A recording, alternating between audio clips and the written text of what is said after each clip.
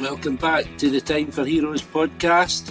This is the next episode of Time for Heroes podcast, and this week I've got Peter Hooton, frontman of The Farm. We're going to touch on Peter's career, but before we go through all that, we're going to go back to your early life growing up and what it was like for a young Peter Hooton. Right, yeah. Well, I had a great childhood. You know, I always remember I grew up mainly in the 60s, you know, and so it was like Bill Shankly was my messiah, you know. I was brought up by nuns and priests, you know what I mean? So my mum always said when I was a kid, I used to dress as a priest and give the communion out, but within a few years, by the time I was 7, I was running out of church when they were doing altar boy induction. Right. And I ran out of church, and the priest come round to the house and said, "No one's ever done this before.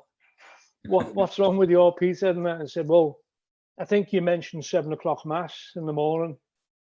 And as soon as I heard 7 o'clock mass, I just bombed it up the church. And then I had another disappointment with I did a practice confession to a nun, and she obviously knew me, my voice, you know. And anyway, a practice confession, they said make things up. So I made a load of things up, you know. Said I'd been swearing at my parents, I tried to burn the school down, and just made a load of things up. Fertile imagination. So my mum was a dinner lady in the school, and the nun went to her and said, "I'm a bit worried about your Peter." So then I just decided that's it, you know, these are two-faced. And there was also another incident. There was a priest, the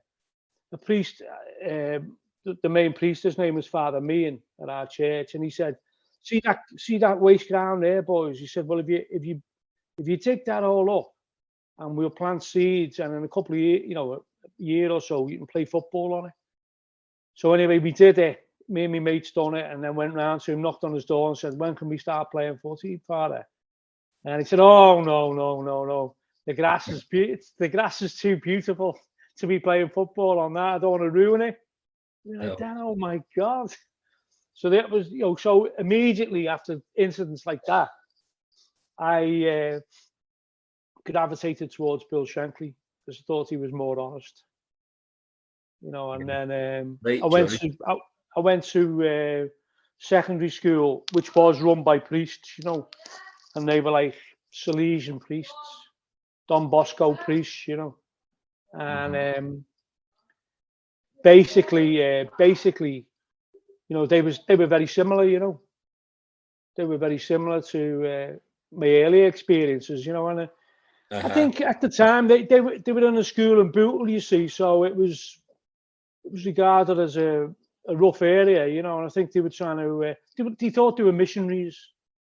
It's the same school Jamie Carragher went to. But he went, you know, obviously after me, you know, but it was, you look back on it now and I think you can appreciate what they were trying to do, but they were very strict disciplinarians, you know. And you touched on it being quite like a rough area. So what was it like? Well, where I was from wasn't particularly rough. I lived in a place called Aintree Racecourse, which was just outside Bootle. But at the school I went to, we had a choice of going to a girls' school that had just turned comprehensive, and it was taking in boys, or the Salesian, and the Salesian had better footy teams. So that's why we chose the Salesian, really. But it was a baptism of fire at the Salesian because we were brought up in. Anyway, the first day in school, I also remember this lad turning around to me, and the priest was talking about Genesis and reading from the Bible or something. And I was only 10 because it wasn't 11 till the end of September. I was 10 when I went into the school. And he turned around to me and said, "Have you ever had sex?" I thought, I better wise up here. So from that time on, but I was in the football team, you see. So I think if you're in the football team, you don't, you know, you tend to get a walkover off people, you know. Yeah, growing up, obviously football was a big influence. Coming from Liverpool, what sort of music were you listening to? I'd imagine the Beatles is up there highly, but The first record I always remember buying that I went out to purposely buy, even nowadays, you know. I mean, my mum and dad had bought you singles for Christmas, like can we mention it? The Scaffold, Lily the Pink, you know, that type of thing. But the first record I ever remember wanting to buy was a Python Lee Jackson song. Rod Stewart as a session man. He'd had some success with the Faces, so they re-released this track called In a Broken Dream, I think it was called. Right. And it was Rod Stewart singing, and his voice was unbelievable. And I want that song. But then when Bowie, you know, when I heard Bowie and Genie and that, it just was transfixed, you know. And I was always into that style of music. But I'd say then I got into Alex Harvey. Remember, they were a Scottish band, yeah? Yeah. And I went to see them live when I was a kid, you know, because I was obsessed with Alex Harvey. Mm-hmm. Then some of my mates were like, were sort of like listening to Genesis, you know, and more progressive stuff, you know. But I loved Peter Gabriel, but I never really wasn't a massive fan of Genesis. I liked them, but I was more into like Cockney Rebel and groups like that. And remember a group called Family? Do you remember them? No. But he was like a blues singer, Family. They had big hit singles in the 70s. But I also loved, I love soul music as well. I mean, I loved every style of music apart from really progressive rock, you know. Right. And what was your parents, were they into music? Is it them that... Yeah, my dad was like big Frank Sinatra fan, but I always remember my childhood memories were of Herb Albert and the Tijuana Brass. So they'd go to the club on a Saturday night and they'd come back and they'd always buy albums, like, you know, they bought the album of Oliver or South Pacific, you know, musicals and that.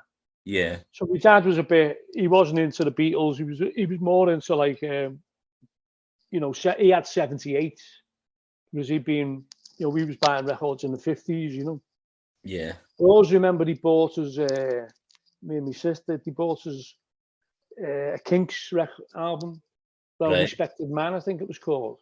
So that was on all the time, you know. But my dad used to buy us these Top of the Pops albums, and he'd get them in the shop. My dad had a few of them. You know, and he had a beautiful girl on the front, semi-clad. And I put it on straight away and I go, Dad, these aren't the originals. I knew straight away. Because they were all done by session musicians, really.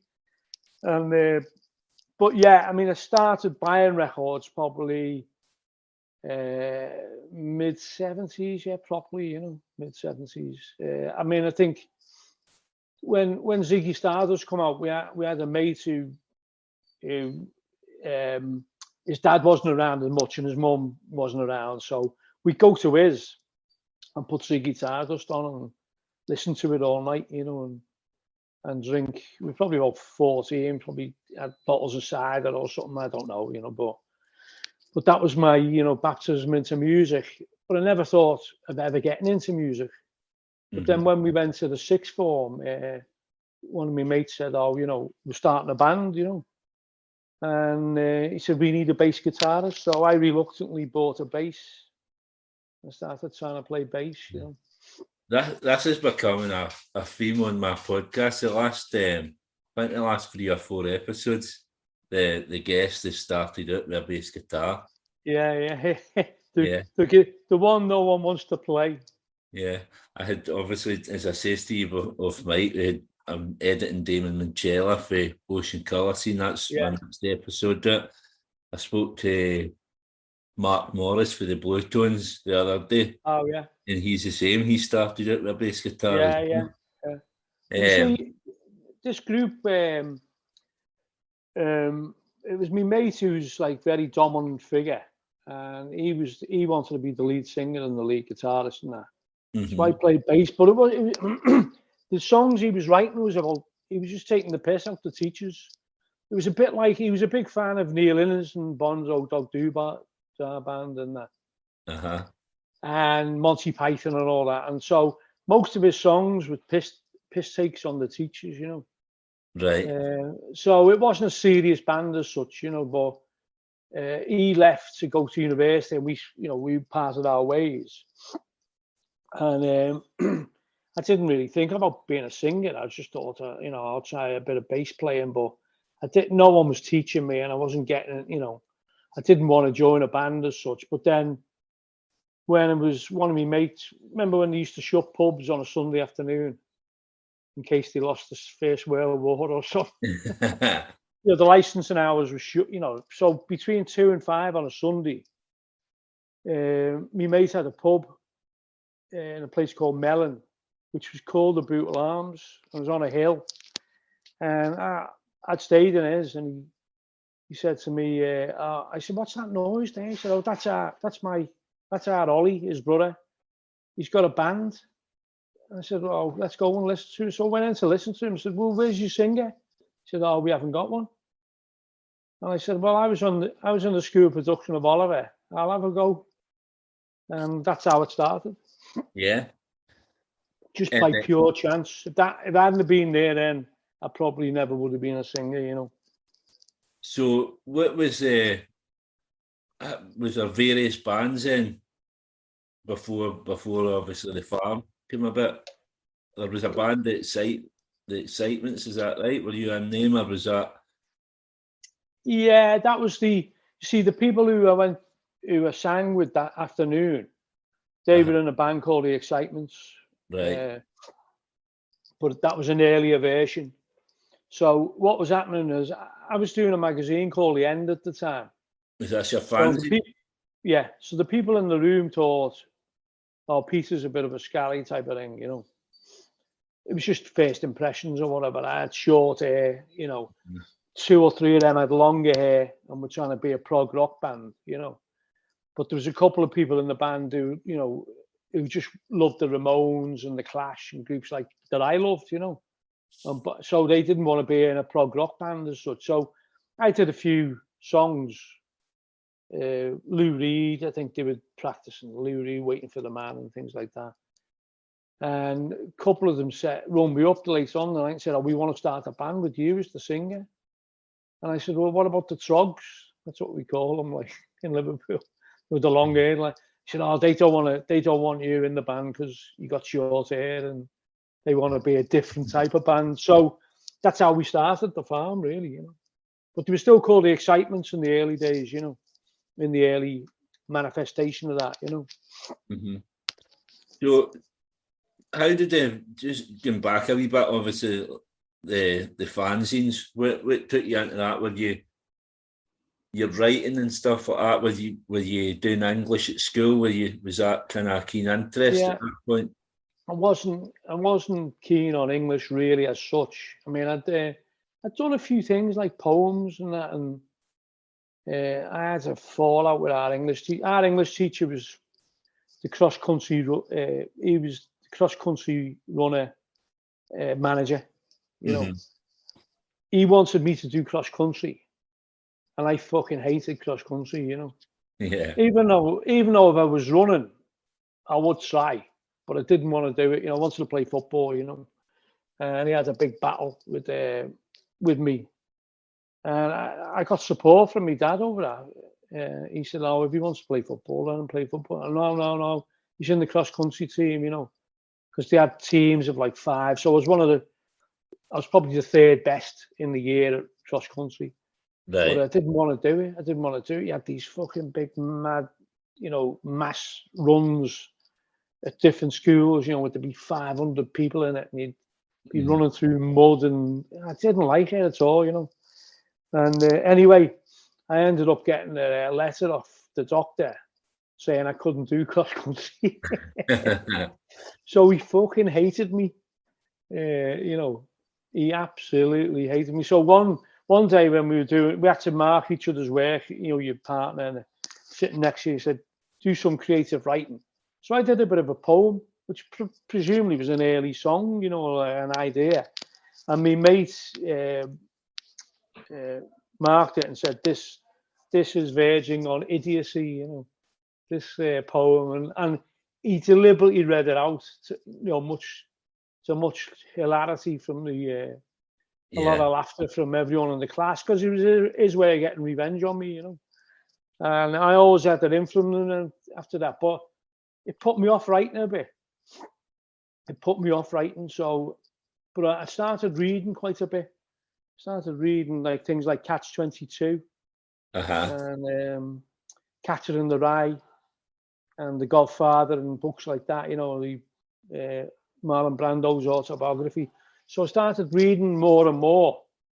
One of my books that affected me most was Bury My Heart at Wounded Knee, which was about the Native Americans, And I started reading, I started getting angry. And because I was angry, I always remember it. I was angry, I thought I've got to write something down, but I never got round to it. It was only after John Lennon got shot that I started writing, because I was obviously angry about John Lennon getting shot, but also thinking, well, I've got to put something on paper, because even though, we lived in New York, we still felt a big affection for him, and even though we all know he's a flawed character, but you felt he was like part of the family, if you know what I mean. It was like you'd lost something. So that's what, in that period after got shot in December 1980, I started writing lyrics mainly, and so that was the first time I'd done it, really, since the English teacher had ridiculed me, Is Liverpool, would you say Liverpool's always been like that, like kind of close-knit? Like obviously you said like John Lennon felt like one in the family, and that happened, because there's been all these kind of, obviously Hillsborough later on and all that, and Liverpool does seem to come together. So I think it's obviously it's the least English city, of England, but it's got similarities obviously with Glasgow and places like Dublin, but I think there's a Celtic tradition there of like, I wouldn't say melancholy, but there's of people supporting each other, I mean, it's, if you look at Liverpool's industrial history, if you look to Manchester was organised. They had mills, and they had big Chartist meetings, and they had hundreds of thousands of Chartist meetings. And Liverpool wasn't like that. Liverpool was a very different city, even though it was only 30 miles away. Liverpool was very different. Chartism never really took off in Liverpool. It was like there were communities there, but the communities were based upon we know what we're doing, and it was very insular in many respects. Of course, it was always a divided city because of sectarianism. So it never really had the chance to develop trade unionism like Manchester did. Because Liverpool was even though it might be surprising, but up until the 1960s, was ruled by the Conservatives, and that was basically the Conservative and Unionist Party used to run it. The Labour vote was regarded as like a rebellious home rule vote, and there was actually think about that now, and you couldn't fathom that these days. No, but in 1920s, the Liverpool Scotland Exchange, which was the dock area of Liverpool, was retaining a home rule Irish MP. Right. Other areas returning Protestant councillors, and so basically the Tories ruled the city. Tories ruled the city through sectarianism. Right. And so Liverpool never really, even though it was a radical city in many respects, it never had the disciplined trade unionism of other industrial cities. You know, trying to organise on the docks. There was a fellow who's passed away now, but his name is John Gibson, and he had a bookshop in Liverpool called Progressive Books. And he was old Communist Party, you know, big white beard, looked like Karl Marx, you know, with a John Lennon cap on, you know.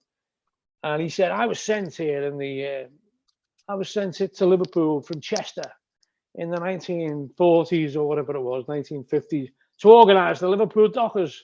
What a thankless task that was.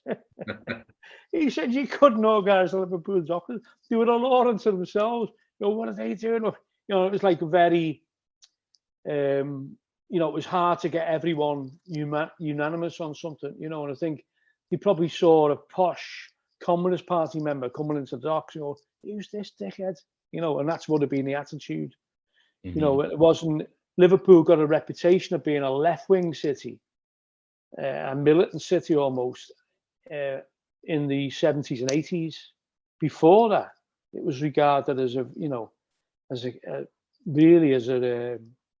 conservative city. You know, it wasn't until that. You know, and if you look at I'd never heard that before. So that's no, well, you just got to look it up. And in 1979, when Thatcher was elected, you look at the votes in Liverpool, and you know they've still got the working class Protestant vote, the Conservative Party. You know, and they're still ruling the local council.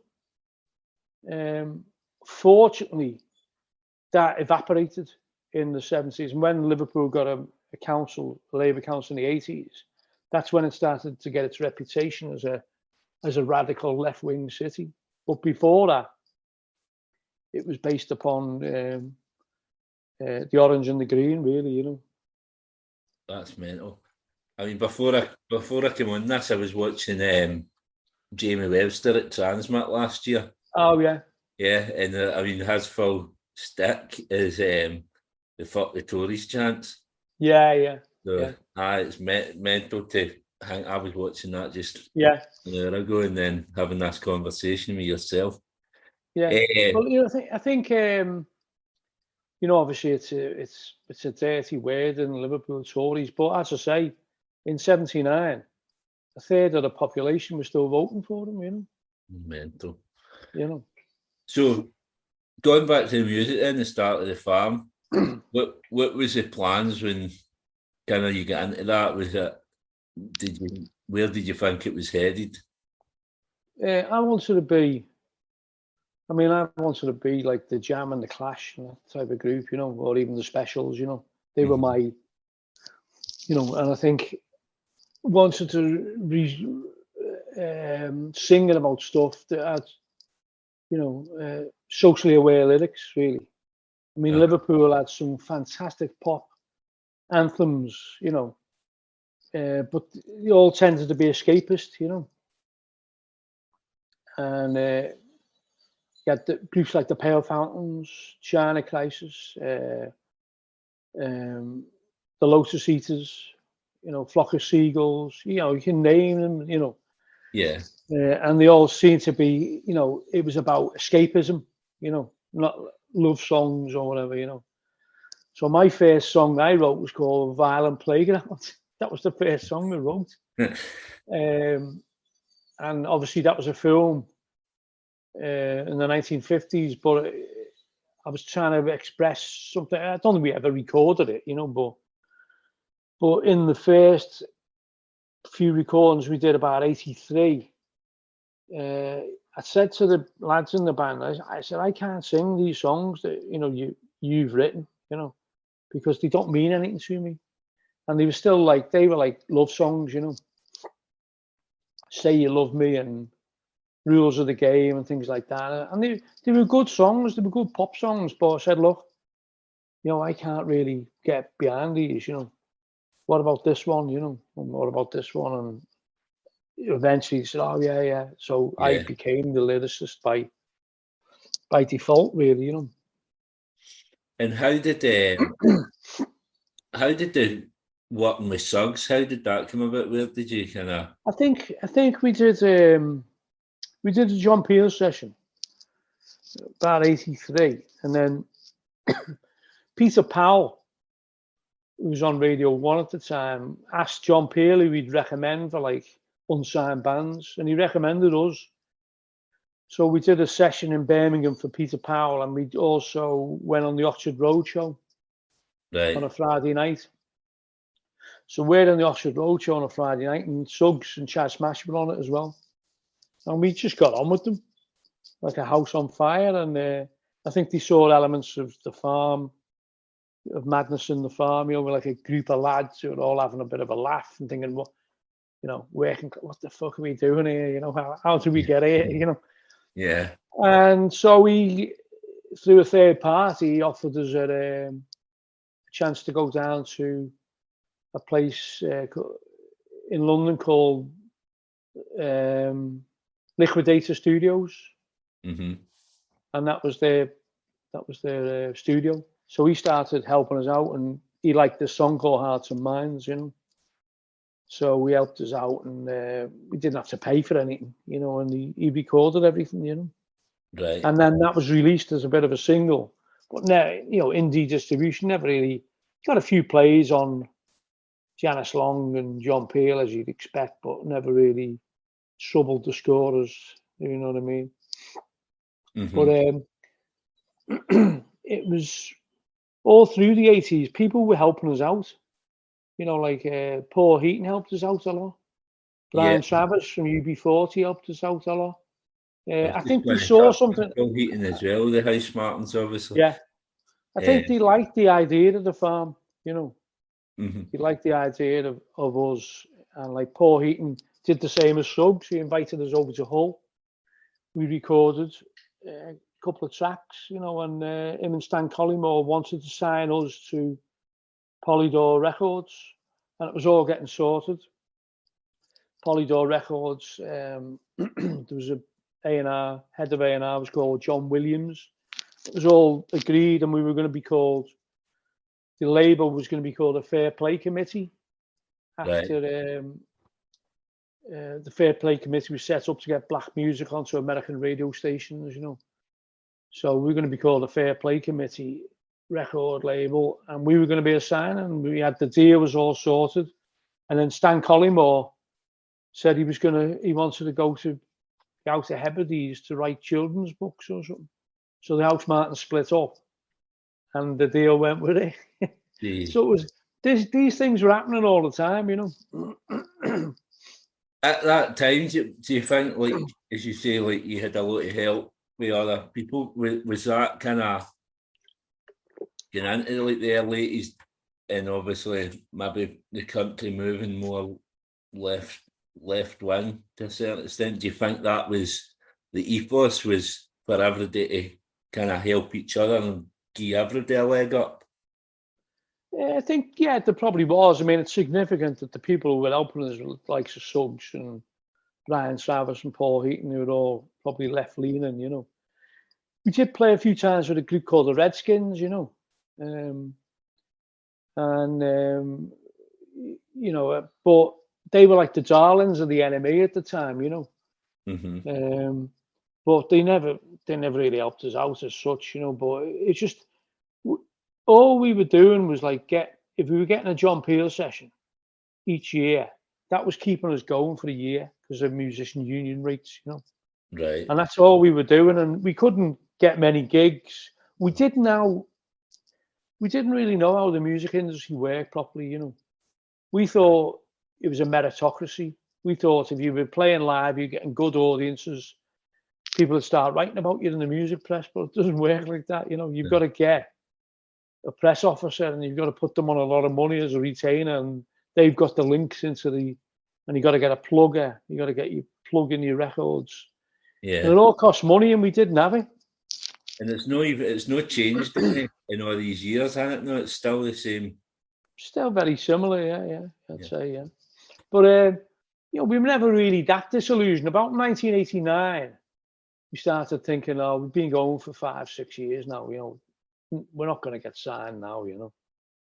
But then we started our own label with a bit of financial help from one of the Moores family.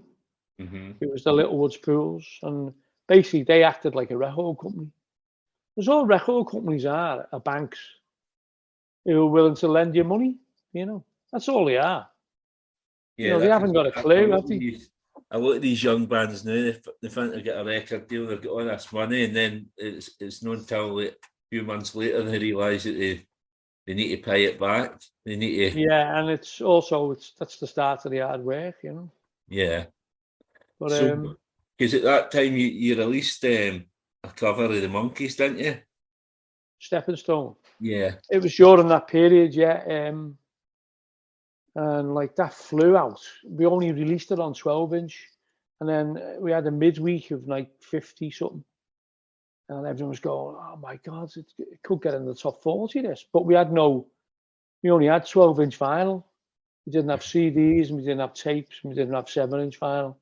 So it was a big mistake, really. But it's because we weren't expecting it, And I remember Suggs driving around London with a car boot full of Stepping Stone 12-inches, trying to keep up with demand. And this was before, obviously, Madness reformed, And he's going, "I can't fuck it." Every time I go to one record shop, there's another one on the phone asking him to go there with. And it was a real phenomenon, that Stepping Stone, And that was down to a DJ called Terry Farley in many respects, because we had a version of Stepping Stone, but it was a bit faster.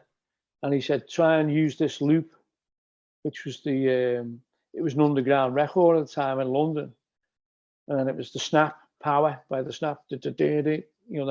I said, "This is the biggest underground record in London at the time." He said, "Use that loop, slow it down, and it'll do well." And by the time we released Stepping Stone, Snap was number one. But no one really associated the two together.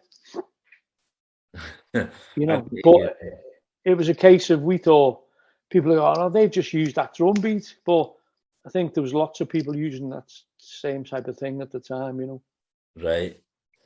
So after that, like the following year, that's when you kind of your two big songs came out. Yeah, it was unbelievable. It was like a roller coaster, because we'd spent those years like fucking chugging along trying to get to, and then all of a sudden it was just a tidal wave. We couldn't do any wrong. We just couldn't do any wrong. We had Kevin Sampson was managing us, and everything he suggested, "Let's get this press officer, let's get this plugger." Everyone was the right person, They were all the right people. And we had Bill Drummond from the KLF ringing us up. "Well, who's behind this? Come on, tell me who's behind it."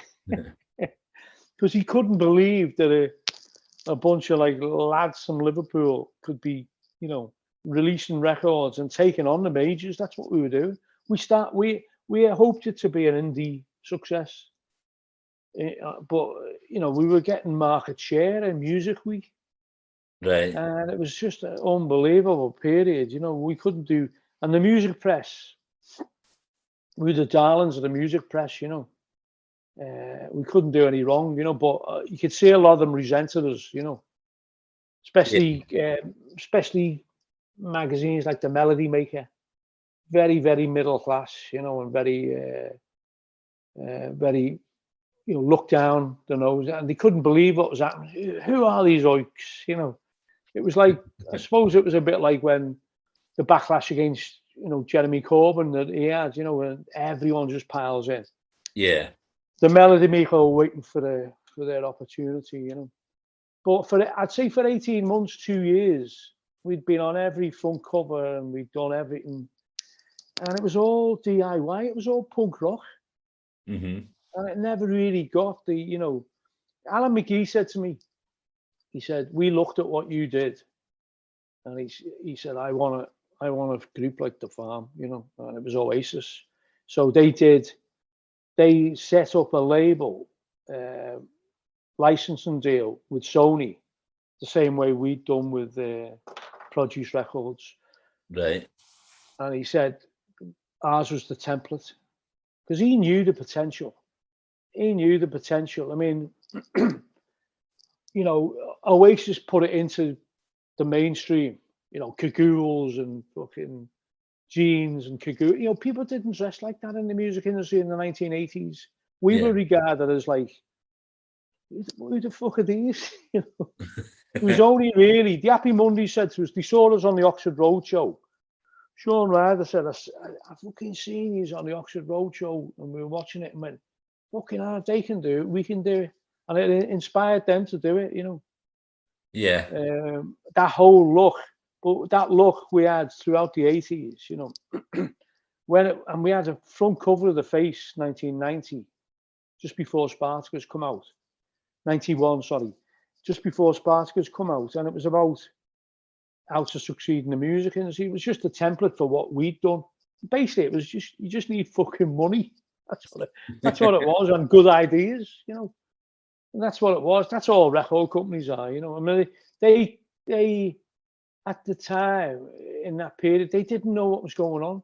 It was like punk rock again, because they were trying to buy white labels up and what's going on. They didn't have a clue, because all of these A&R people had missed. They didn't know what was happening. Mm-hmm. And it was just like a revolution to them. Eventually, they bought all the labels up, didn't they? And they regained a bit of semblance of control, you know. But it was an exciting period, you know. Yeah, so you mentioned the Mondays, obviously. You had Happy Mondays in the Stone Roses over in Manchester. Yeah. And yourselves in Liverpool. What was it like between Manchester and Liverpool in that time? Because I mean, that's all the bands probably the last 30 years, the majority of them come from Manchester and Liverpool. So yeah. Well, the Mondays had come to one of our gigs in Manchester with the Booker hats on. Mm-hmm. And bounced into the dressing room. All right, lads, fucking hell, you know. And we thought it was a setup. We go, this car. People like in Liverpool and Manchester don't act like this. It was like 1986, 87, you know. So we thought it was a setup, you know. We thought they were going to come round for a drink round the corner, you know, and then we'd have a reception committee waiting for us. But they weren't. They were genuine. They were genuinely mad. And so we invited them to do a gig in Liverpool in 87. And I've still got the poster where they're supporting the farm, you know. So there was a bit of cooperation there, but I think they saw us and we saw them as outsiders. Mm-hmm. Those type of people weren't supposed to be in groups as such, you know. They were in the 60s, but in the 70s and 80s, music become a lot more pretentious, hadn't it? And a lot more, you had to have, I always remember record companies and publishers saying to us, "Where's your image? You've got no image. No, this is the image. Can't you see it?" And then it wasn't until Oasis popularized it, the penny dropped for them all, you know. Yeah. No, as the standard image for a band, a group of boys. That's it. You all need to be wearing those clothes and that. It's meant. Yeah, and I think the only other band like that was really Flowered Up in London. Mm-hmm. I know Primal Scream flirted with it a bit, didn't they? But they were really a rock and roll band, Primal Scream, weren't they? You know. Yeah. So, obviously, number one album. How does that feel? It was like we were a bit blasé about it, actually. We were a bit like shrug of the shoulders, you know. I think we'd had so many knockbacks that we just thought this can't last. Yeah. So we didn't want to celebrate too much, you know. And of course, it didn't last because we went to America with Big Audio Dynamite. That was another person, Mick Jones, was absolutely brilliant to us. So, you know, even though some of the Melody Maker journalists might not like us, you know, Suggs liked us, Paul Eaton liked us, Mick Jones and Joe Strummer liked us. That's all we wanted, you know. Yeah. And so he took us on tour to America. So we played with Big Audio all around America. And to be fair, it was big audio. We were our peers. That's who we were influenced by, not by the Mondays or the Roses. It was big audio. We thought they were like unbelievable, and they were. I don't think they get the credit they deserve, because when Don Letts and Mick were together, and the songs they were writing and using samples and spaghetti westerns and drum beats, it was unbelievable. Mm-hmm. Well, that's the thing as well, though. But it's like people like us, like Mac Jones, Paul Heaton, all these guys. If you look back at their careers, the longevity they've had in their careers, they're obviously they're doing something right. Yeah. And Mick actually wrote a song for us. I think you can get it on Spotify, and it's called "It's Been a Long Time." Right. And he wrote it for us, and he presented us to the Royal Court in Liverpool and said, "Here's a song I've written for you." And we went, "What do you mean?" He went, "No, you've inspired me." And fucking Mick Jones and the Claps, and we've inspired them. Fucking hell, it was the wrong. Do you know what I mean? But it was such a moment, Yeah. Such a moment that we were just, made up, After Spartacus #1, then you signed to Sony, and then that was the beginning of the downfall, really. Yeah. So looking back on that, with like looking back on that, if you had the chance again, would you sign with them, or would you? Well, they offered us so much money, and like the people in Produce Records in Liverpool, they were, they were sort of like, they didn't want us to be successful. Well, I didn't say they didn't want us to be successful. They wanted us to be successful, but as soon as we were, they were like taking the piss out of it, and like our manager go in and go, "Where are they today?" So they're in Dallas, and they'd all start laughing. Fucking Dallas, they've sold out, and it was all that type of stuff. So we thought, they're not helping us out here. They're signing other bands that we didn't particularly like. We thought, well, it's not our record company. Even we should have had a share in the record company. We should have gone 50-50 with them, but they were making all the decisions, you see. Mm-hmm. So I think our manager just said, "Look, for the longevity of the whole group and all the roadies and that, I think we should sign to Sony." I think on reflection, it probably was a mistake, but they offered us a deal we couldn't refuse, really, And that was the template that Alan McGee said he used for creation, Right.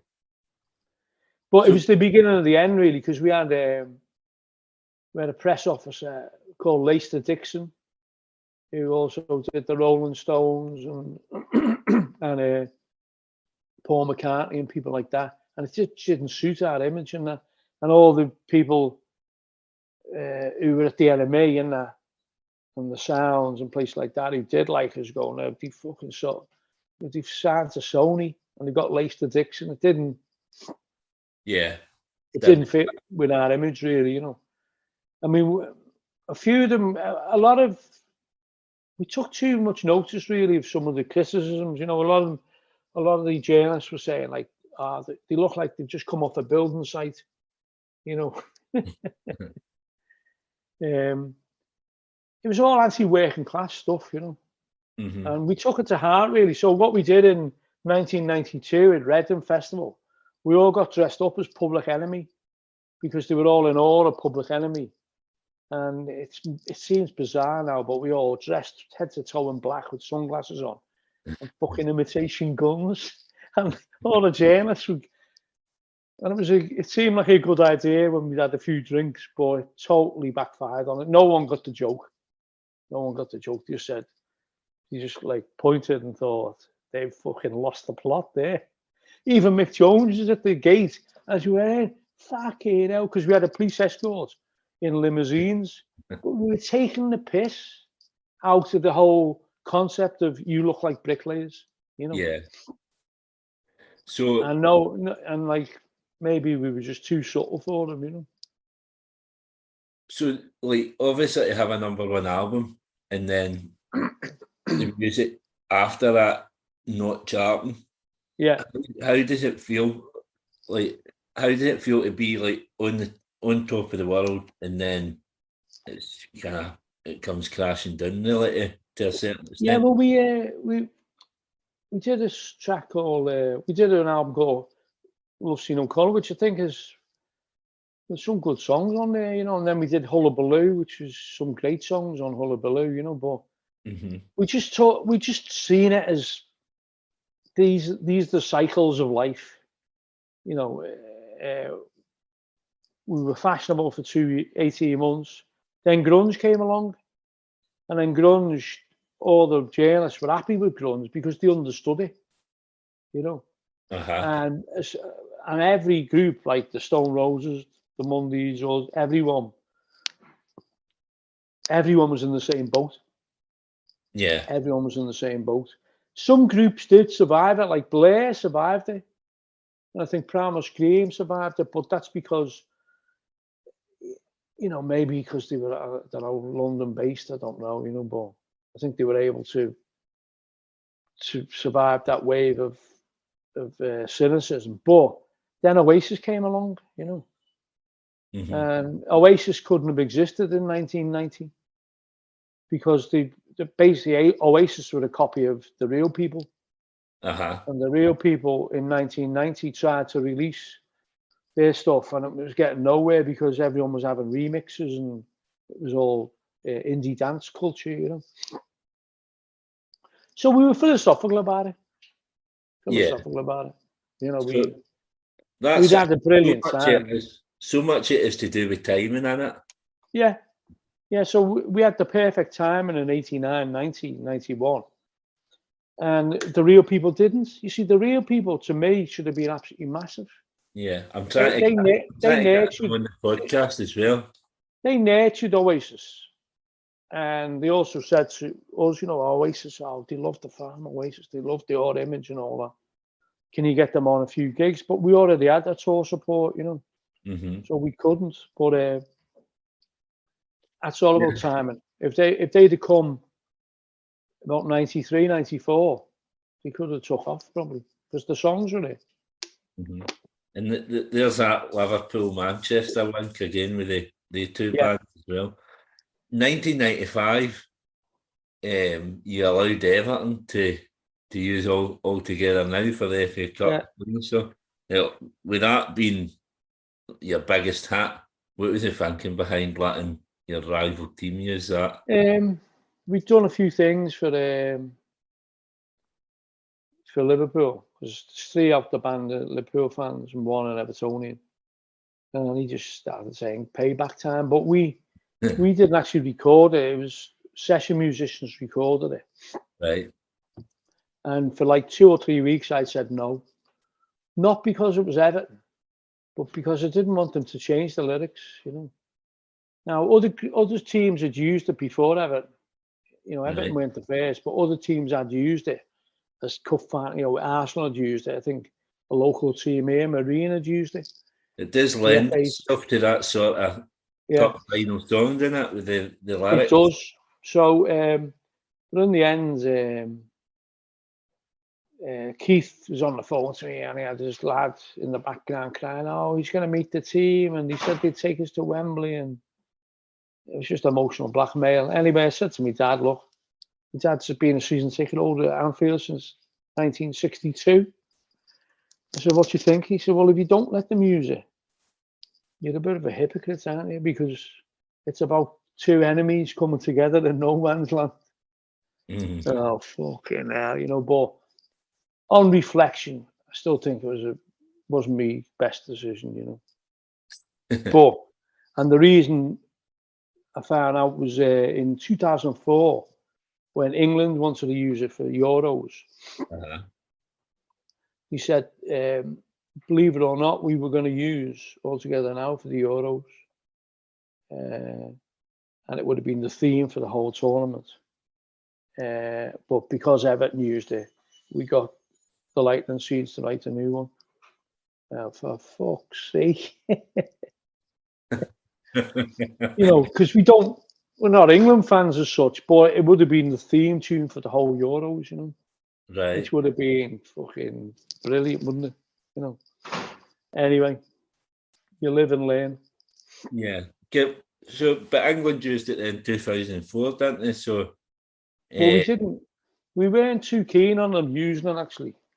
Their idea was that Robbie Williams was going to do a cover version of it. For some reason, he wasn't available. So but they were saying, we still want to use it because we want to be more inclusive. We want to get rid of the right-wing image of England, no surrender crew. Want to get rid of that. And so they convinced us on politics, really, But I wouldn't say it was unanimous in the band. Some people thought we shouldn't have let them use it, Yeah. But it was basically the original with a bit of commentary over it. So we didn't have to do much. But England fans didn't like it because it was about coming together with the Germans, wasn't it? Yeah, it's no sending the right message for the fan base. Not the German bomber crew, no. The association with Liverpool as well. The Spirit of Shankly was formed in 2008. Yeah. Right, which you're a big part of that as well. Yeah. Were you a founding member of that? Yeah. And what was the reason behind that? Was this the American owners coming in? Yeah, it was like the future of the club, really. We were being told by people at the hierarchy of the club, people like Rafa Benitez, and that was telling journalists that we knew how serious it was, that that he'd done exactly what they said they wouldn't do, and basically copied the Glazers and a leveraged buyout. So they were having to pay for the money they'd lent to buy the club. It was all intricate paperwork, but basically the club was in debt and they had to service this debt every year from income to the club, So it was in jeopardy, the club, it definitely was. So that's how it started, and we soon got onto the streets, and it was a very successful campaign, and the SOS is still going now, Yeah, it's one of these things, isn't it? Once you get involved in something like that, there's always another issue coming down the line. It's hard to break away. Yeah, it's hard to break away. I mean, it was only a couple of years ago with all the Super League stuff.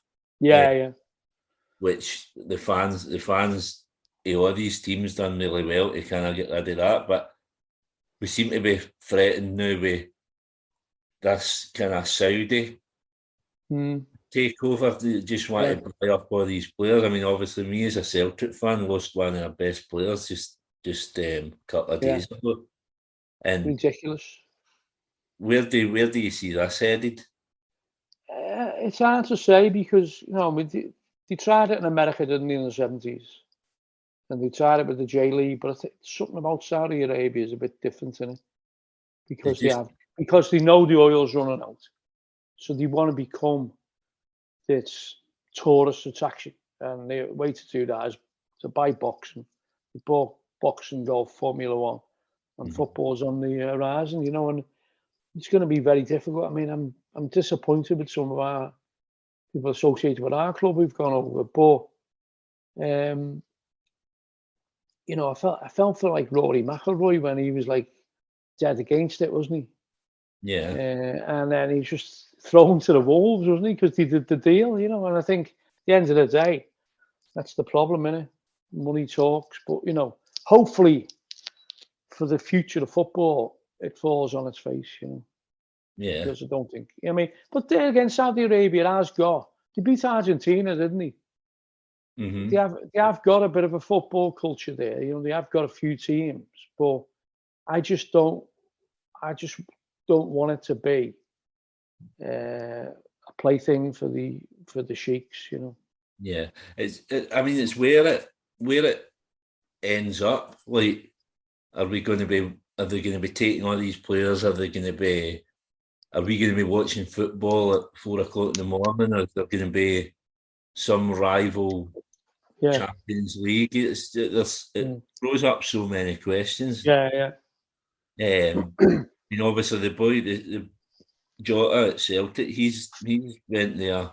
He's only 24-year-old, so ridiculous. You're looking at usually when the players went to America back in the day, and even like when China were signing all these players, Yeah. they were They were players at the end of the career, yeah. but Yeah. Well, Neves went, didn't he, as well? So, I mean, Mane and Firmino have gone, haven't they? You know, yeah. you can understand that their end of the career, but you know, it's one of them, isn't it? I mean, I wouldn't, you know, we were offered Qatar. We were offered, you know, Qatar wanted to use, or one of the sponsors who were in Qatar wanted to use Altogether Now, and we knocked it back because I mean, some things are more important, aren't they? Yeah. Yeah, and that's, but I mean, like, try to tell that to these players, man, they're young boys, and they Yeah, they're not. It's just, you know. I mean, we did a gig in Dubai, and we didn't like it there either, you know. yeah, I'd imagine there'd be a lot of soul searching, and it would leave a kind of bitter taste in your mouth. I would imagine doing something you know, if you don't fully commit to it. Along with that, you've, like the Spirit of Shankly, you've done a lot of stuff. The Don't Buy the Sun gig, obviously, Yeah. you've done a lot of political stuff. Working with that, you were working with Mick Jones, Ron Power, Pete Wiley. You've worked with him before as well. See, when this interview came up, I'd done a bit of research. I was halfway through the research, and I realised I was researching the wrong guy. I was researching Pete Wiley. And yourself, the two Peters for Liverpool. Yeah. So working with these guys on the Don't Buy the Sun gig, how did that come about? And yeah, it was during the phone hacking scandal, and the News of the World went out of business, didn't they? And I just thought at the time, you know, we can get the Sun here and get them in you know, in our sites, and we can have a campaign against them because there'd been a big campaign in Liverpool anyway. Yeah, we just brought it together, you know. But then that turned into the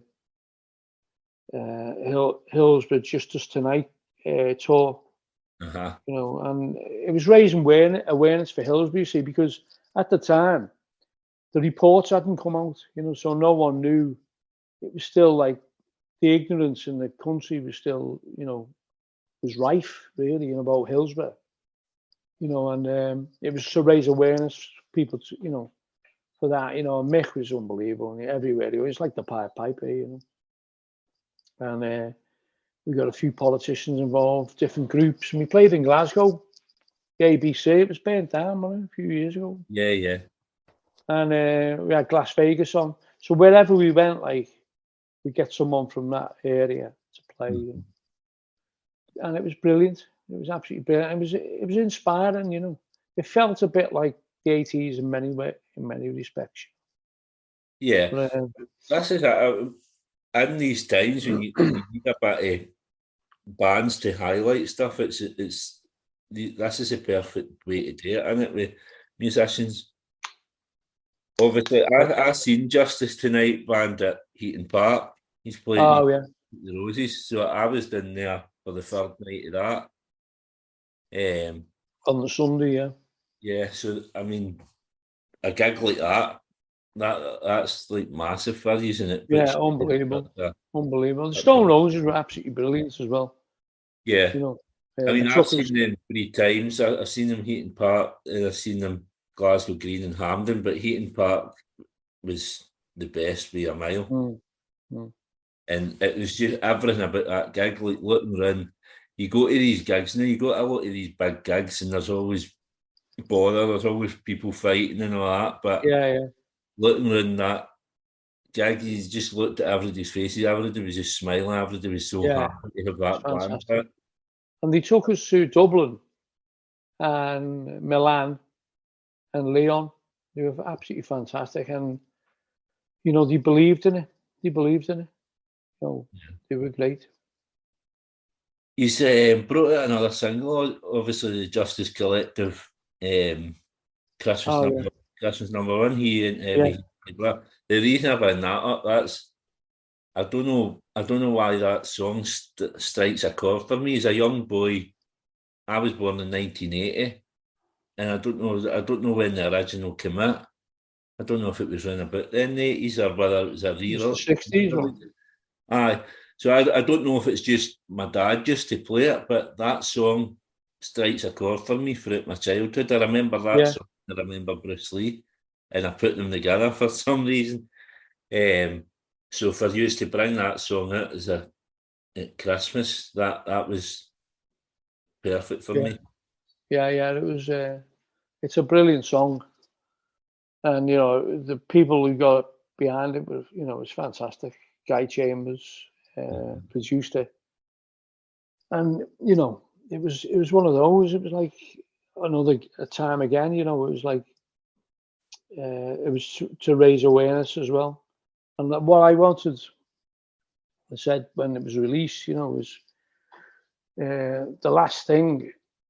When before the Queen's speech would be a Hillsborough, But by that time, Christmas 2012, the independent panel report had come out in September, so there was a lot more awareness by then, and that's why it probably did so well, Yeah, and I mean, right about then as well, you're up against all in the X Factor singles and all that. Yeah.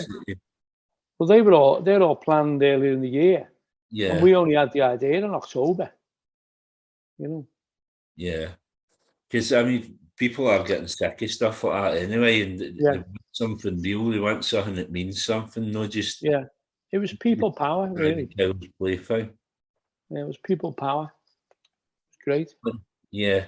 And on to people power as well, like Jeremy Corbyn, obviously, you a lot of support for him in 2016, trying to get him into power, 2016 and 2017, the elections. You touched on it earlier about how the kind of media... Yeah, he stitched up on knife into him. I mean, he was obviously worried. Yeah. He was obviously worried that he would actually carry out some of his policies, Yeah, but to make up like lies, man, it was like the stuff that they were doing, it was just like lies and smears against the guy. Yeah. And look what they ended up with in his place, you know what I mean? Yeah. It's like I don't know how you describe the difference between Boris Johnson and Jeremy Corbyn. It's mental. Yeah. But people were a lot of people, the Red Wall, the sun readers, aren't they? Yeah. And they're like, the one thing about Liverpool is the sun isn't red here, I think, and that means that you've got more of a progressive working class, I think, Mm-hmm. Not just the only reason, but one of them, I couldn't even fathom like buying the Sun. I couldn't do it. I mean, I don't buy any newspapers, and I can't remember the last time I did buy a newspaper. The way people consume media now is completely different from it was 20, 30 years ago. Yeah. But we're still ending up with the same kind of problems. So where do you see that going in the future? Do you think we'll push more to the... I think I've got a lot of confidence in young people, and I think because they don't buy papers, they don't buy the Daily Mail or the Express or the Sun, eventually, that influence will wane a bit. I think it's going to be a while, it's going to be a while. Yeah. Well, I think inevitably, you get, young people are more politically aware, I think, about the environments, especially, I think it's progressive, there was, I think, political party. I think a lot of community politics will come into it, because a lot of the way the working class are organising now is through community politics, because they've been let down by the established parties, Yeah. And that will change things. And you can see in Europe, a lot of political parties can rise from nothing, Mm-hmm. I think you tend to get more of that, I think. It's definitely We definitely need to have faith in the youth to push this forward, don't we? Yeah. So what's going on then with the farm? Obviously, you do a lot of festival shows. Is that just the model now going forward? Just doing festivals, but we are going to release new stuff onto Spotify, hopefully soon. Right. Just as a way of getting our new tracks that we've had for a few years, but we've never done anything with them, but we're going to hopefully do that. And we do most weekends are out at festivals. We're doing Rewind, aren't we, in Scotland? Right. I think my big sister's got tickets for it, to be fair. I think she's going. Because it was my big sister's the right age for the farm. I was obviously, I came into things maybe younger. So obviously the podcast called Time for Heroes. At the end, I asked my guests to pick 4 heroes to come for dinner. Why are they your heroes? They can be for any walk of life you want. They can be musicians, they can be politicians, footballers, whoever you like. Why are they your heroes? And all, the next question would be, what would you cook them as well? What would I cook them? Yeah. So I take it away with that. Let's see. It'd have to be Bill Shankly. He'd be one of them. Let's say maybe Lennon McCartney as well. Let's see. Nelson Mandela. Brilliant. But I don't think he's ever. Not many females in that group, is there? No. This is the thing now. People get put under so much pressure if you've not got the right people for certain walks of life nowadays. You need to tick all the boxes. But Nelson Mandela's never been picked. I'm pretty sure he's never been picked. Right. 50 episodes in and he's never been picked. So that's a good one. On the Bill Shankly, obviously, have you seen the documentary, Three Kings? Shankly, Busby, yeah. Brilliant documentary, isn't it? Brilliant. How do you think that's came about for 3 guys to come from the same area to control British football for so long? Just I think, just the social conditions they were probably brought up in, and the fact that it was escapism, wasn't it? Yeah. And then, work down their minds or play football, And then obviously following that, Alex Ferguson came after that. Again, for the same kind of ethos as those. And you look at the modern day manager now, and there's no many of these type of guys like that. No, there's not. But I think Klopp's quite near to it. I think he is. I think it's about understanding the fan base as well, isn't it? And I think Klopp seems to be at one with the fan base. He's got a good, as we touched on earlier about Jamie Webster as well, he seems to have a good relationship with him, and the boy seems to get quite a bit of batting for Liverpool. Where do you see him going as an artist in the future? Jamie? Yeah, I think he's going to be absolutely massive. He just played two days at the Pierhead. 25,000 people. He's going to be absolutely massive, And I think Billy Bragg's took him under his wing, I think, a little bit, isn't he? Has he? Yeah, I think so, yeah. There's another one that I went on the podcast as well, another top quality guest, Billy Bragg. Trying to get him. But absolute pleasure having you on today. Thank you very much for your time. I haven't told you what I cooked them. Oh, aye, sorry. I'm trying to rush you there, sorry. I cooked them scouse. I know which is more or less Irish stew. Yeah, I had a boy Billy Vitch. He runs New Sound Generation. It's like an online music magazine down in Liverpool, and that's what he picks, Scouse. Yeah. Well aware of what it is now. It's like it's like Stovies up here. You know what that is. Aye, so absolute pleasure having you on though. Yeah, pleasure, yeah. You want to let the guests know if there's anywhere where they can contact you if they... Yeah, I mean, we've got our Facebook account and Twitter accounts. I think we've got one called Threads now as well. Don't know how long that's going to last, but we've got a website as well, farmusic.co.uk, you know, so yeah. That's brilliant. Yeah. I'll post all these links in the description and people can get a hold of them there. But aye, absolute pleasure having you on the day, Peter. It's been a pleasure doing it, yeah. Thank you very much. Been a pleasure doing it. As you can hear, my voice is going a bit, going a bit hoarse, so I'll have to take it easy. Got a gig tomorrow. Oh, well, good luck with that. Yeah. All right, thank you. Cool, mate. I hope you all enjoyed this episode of Time for Heroes podcast. If you would like to get in touch, the best way is on the Facebook page, Time for Heroes podcast, or on Instagram at Time for Heroes podcast, or Twitter at Time for Heroes P1, or drop me an email at timeforheroespod@gmail.com. You'll find Time for Heroes on all podcast platforms, including Spotify, Apple, Google, and Amazon. Please leave a review where you can, share with others, and more importantly, enjoy.